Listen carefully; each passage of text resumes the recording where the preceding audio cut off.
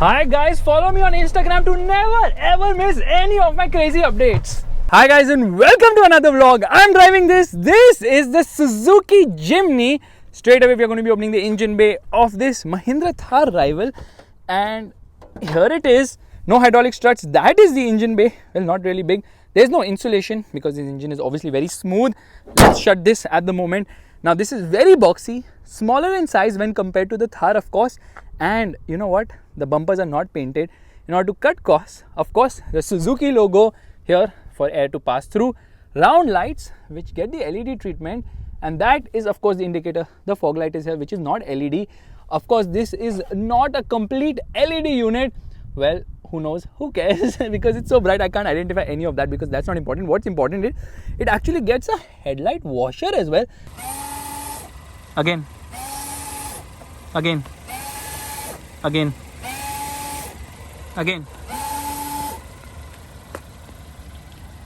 That's like a revolutionary feature.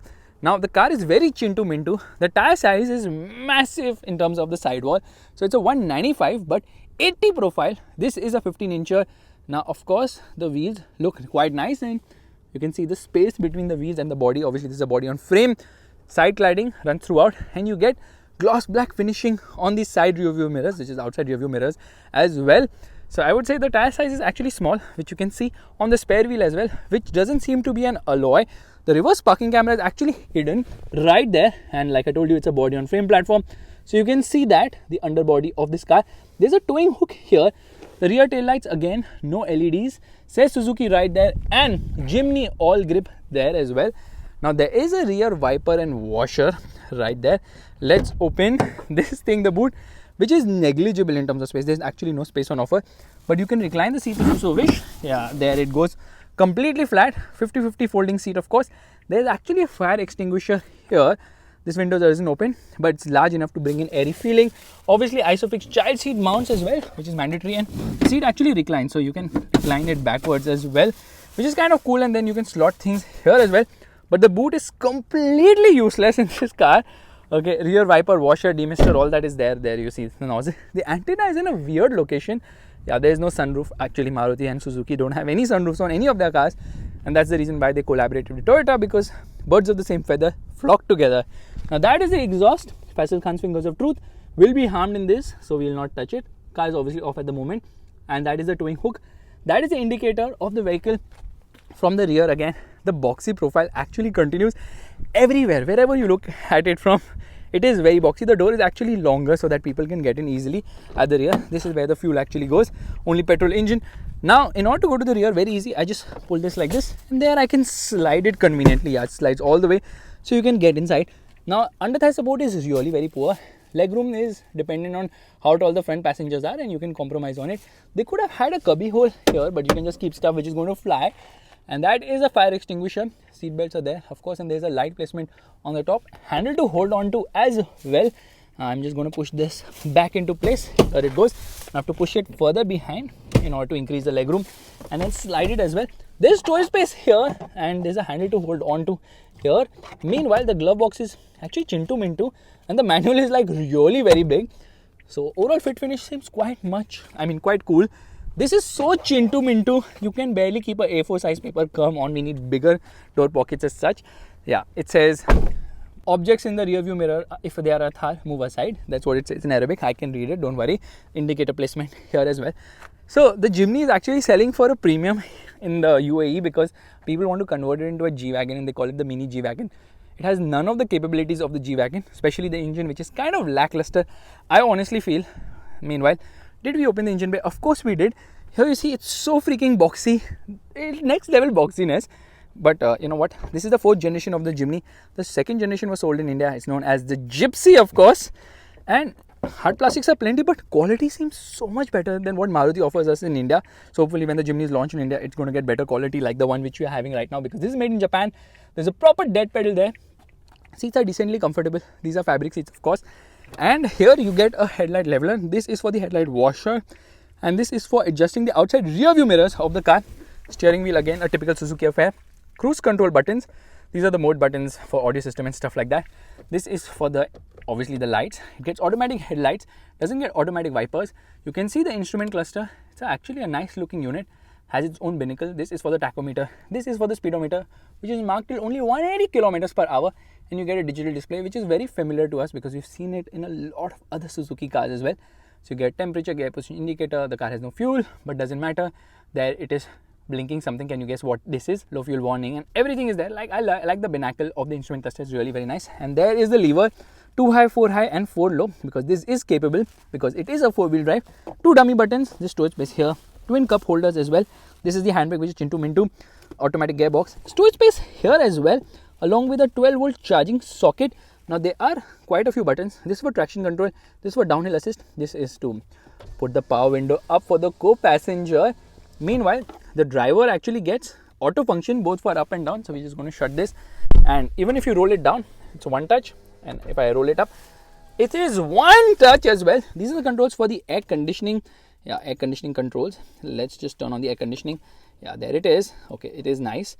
This is for the hazard light, and the AC vents are nice. Now this is an Android system, which actually looks decent, I would say. It's quite bright. In the bright day also you can see it. No auto dimming inside your view mirror. There is actually a mirror along with no light, and same is the case here as well. No light, of course, but there is light placement on the top. Now there is good amount of headroom. Like you can see, the headroom is a lot here. Like I have plenty of headroom on offer.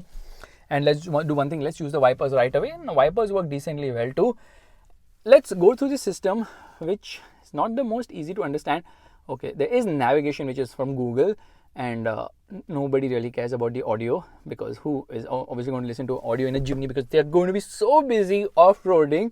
Jokes aside, not much as such. Okay, usual Maruti Thar, but when we get it in India, we're going to get the Maruti systems, which we've seen in the Swift and the Ciaz and all other cars. Let's do one thing. Let's get into reverse. Now this is the reverse parking camera. It gets it gets guidelines, but the guidelines are not adaptive. Now I can see it's not very bright as such. It is actually very smooth, the gear lever to operate. Obviously it's an automatic. Now there is the button for trip, or I don't know what. Yeah, this is the button for trip actually. So overall, let's do one thing. Let's actually turn on the car. Let me turn it off. And this is actually the key of the vehicle, very similar to one which we see on Maruti cars in India. Unlock the car, lock the car. So actually, you know now, Suzuki is nothing outside India. Majorly whatever it is in Japan only. Sorry, in India and then Japan, of course.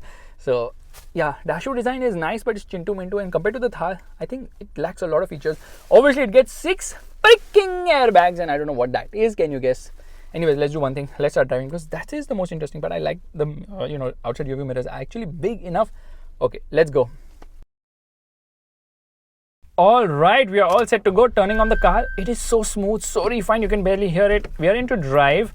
I'm going to turn off traction control as well. Traction control off. Left foot on the brake, right foot on the accelerator, revving the motor, and off we go.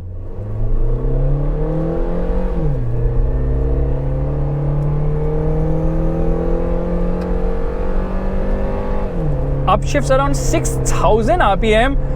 The engine is honestly very lackluster. The performance is not that great at all, and especially when you compare to the Thar, I'm like, what is happening? This is a 1.5 litre petrol engine, which is known as, I think, the K15B, which powers a lot of Maruti Suzuki cars in India, including the Ciaz, the Ertiga, as well as the Vitara Brezza. Produces 102 horsepower in this car, slightly detuned. I think it produces 103.6 horsepower in the other cars, which I just mentioned. And around the corners, there's so much body roll. Now you can absolutely tip top and all. That's the level of body roll on offer. Yeah, quite a lot of body roll, because this is a body on frame platform car. Now, like I was telling you, produces 102 horsepower. Torque output happens to be 138 Newton meters, but the engine is extremely refined. Post 3,500-4,000 RPM, it becomes very, very, very vocal indeed. And that's the reason why probably Maruti is not launching in India, because they know this car is not going to be able to compete with the super duper powerful Thar, which also gets a diesel engine and a very, very, very powerful petrol engine. Onto the gas, responses are fine, but overall power delivery is very flat. It doesn't push you back into the seat and becomes super duper noisy as well. It's a nice revving engine. Obviously it's a Suzuki motor, super duper refined, lower down the rev range. In fact, at idle you can barely hear anything. That is the level of refinement on offer from this engine. So what we're going to do is we're going to apply brakes. Braking performance is fine, slight nosedive as well because of the soft suspension. Let's take a U-turn, and turning radius is also very, very less. So here into reverse, no problem. Camera is fine, actually you can see it in the day. So gearbox is very slow shifting. It's a 4-speed torque converter unit. Why would they offer a 4-speed torque converter unit? They only know, because they don't have anything else to offer. Let's stop here for a moment And I'm sorry, the seats are making some noise. Now traction control automatically turns on at a certain speed. We have to keep this button pressed, then only traction control turns off. It has a mind of its own. Now it's off, left foot on the brake, right foot on the accelerator, revving the motor, revs to 2,500 RPM and little wheel spin, off we go. Honestly, if you're looking to buy the Jimny, you are much better off getting a 5-speed manual, but you cannot buy the Jimny because Suzuki is not planning to launch in India. Or maybe they will. This is made in Japan. The one which is going to be launched in India will obviously have localized components and stuff like that, more attractively priced. I think it should be priced around 12 to 15 lakhs on road Mumbai. That's the top which someone should pay for the Jimny because it is not on par with the Thar in multiple ways. Okay, the good thing about the Jimny is it's very capable off the road. So if you take it off the road, it will easily glide through because it's a light car. I think it weighs around 1200 kgs, along with the fact that less weight, and it is capable because it's got all the hardware which you need to go off the road. The most important thing is that they need to offer a diesel engine, which they're not going to do, and that is where the Jimny will honestly falter if it's launched in India. See, around the corner there is so much body roll. It's absolutely crazy the amount of body roll. It rolls, it keeps rolling. Fuel efficiency should be between around 12 to 15 kilometers per liter, which is kind of respectable. Steering has no feel, no feedback, super vague and super loose as well. Look at the steering wheel. What the hell is this steering wheel? I have absolutely no understanding. What I want to tell you is that the Jimny is super hyped up everywhere, not just in India but everywhere else as well. I know some people who roam around with a stick of truth. They always make content on Jimny. They even went and bought one. I don't know why. Okay, I know it is a great car on a budget, but here in the UAE it's very expensive, and obviously in India also, if it's going to be expensive, we have the option of a Thar.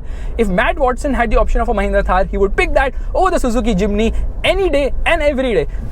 The amount of roll is insane. Body on frame platform, so obviously there's that lumpiness at lower speeds in terms of the ride. So ride is not the smoothest as such. Obviously on these smooth roads you can't feel much, but get into a bad road, that lumpiness of a body on frame platform is very much apparent. But then obviously it smoothens out as you pick up pace, as you pick up the speed, it will definitely smoothen out.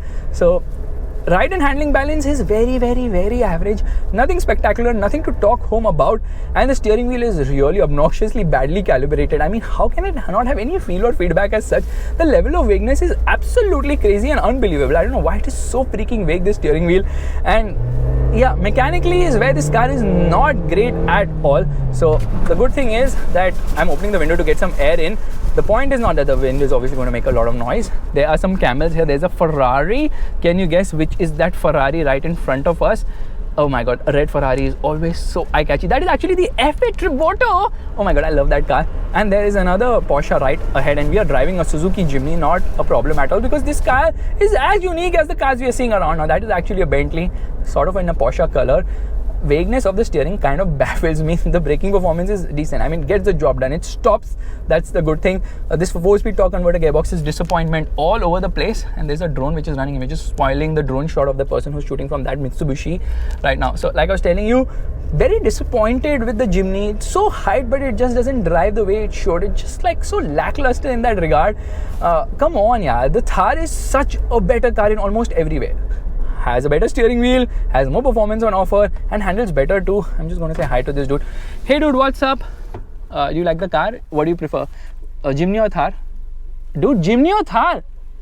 He's just going to walk away like this? It's kind of mean, yeah. Chal, I'll see you later, bye. Anyways, okay, this dude is flashing his 6-pack abs. Even I have some packs, a single pack of abs. Alrighty, let's go!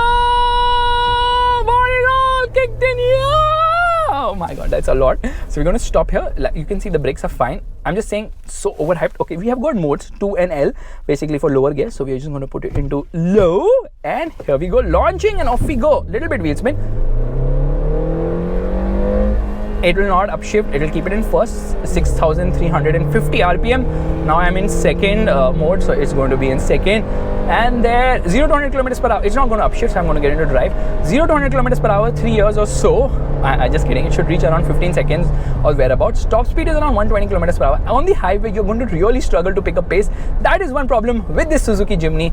Otherwise, if they price it attractively, it's worth buying over the Thar. But otherwise, I see no reason other than the fact that this is definitely going to be more reliable, better put together than the Thar. And obviously, Maruti Suzuki's massive sales and service network. And then because it's a Jimny, I can easily go over sand and wherever I feel like. And that is one real advantage of the Suzuki Jimny, that it is again one of the affordable off-road vehicles around, and you have an alternative to the Thar, which has a massive waiting period as well. So guys, if you like this vlog, make sure to give the thumbs up. Oh, wiper test नहीं किया, ये लो पानी देख लो तुम लोग. हाँ ठीक है, ओके डन, चलो बाय, निकलता हूँ. रोल बंद करो.